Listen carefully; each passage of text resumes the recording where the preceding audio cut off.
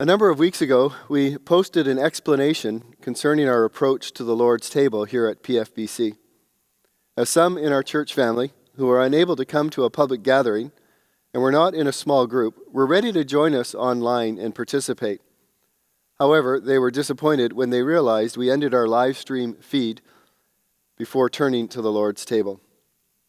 I further explained in that letter how we wrestle with the many implications of our physical separateness, and one of those areas being in particular the Lord's table. Behind our thinking and our practice is the biblical conviction that the Lord's table is to be remembered as the people of God gathered together physically. After all, it was Paul who said as he began his instruction, "And when you come together." However, when weeks turned into months, we realized that many of you were not able to join us physically, or were not comfortable doing so. And while baptism normally means by full immersion, we have made exceptions for those who, for one reason or not, could not fully be immersed. So too with the Lord's Supper.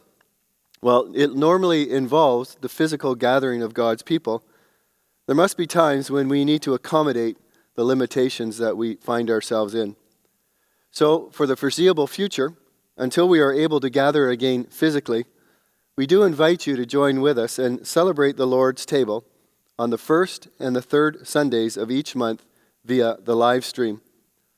By all means, you may lead your family in the meal without the guidance of the church. Pastor Barry has produced a short video describing how you could do that. Should you choose to join with us, we do want you to be ready with the bread and the cup. Again, Pastor Barry has presented a short video explaining the use of unleavened bread and drink from the vine, grape juice, or wine, that is. Should you join with us online, the procedure will be as follows. After the sermon, there will be a prayer, obviously, and then the worship team will lead us in a short time of worship. Following that song, there will be an introduction to the Lord's table or an explanation of a short verse to prepare our hearts to think about what the Lord has done for us. We will then give thanks for the bread and the cup. Following that, you will be invited to participate along with us at home in your own time and in your own way, taking the cup and the bread at your own leisure. After that, we will lead again in a time of singing and worship together, close with a benediction, and then our service will be over. One final note. Following the service, we will take the live stream offline and remove from that the portion of the Lord's table.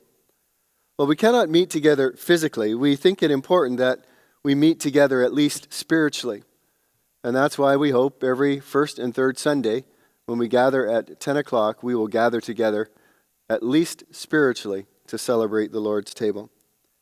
We really do look forward to the day when we can meet again as the church physically gathered to remember the Lord's death until he comes. The Lord be with you all.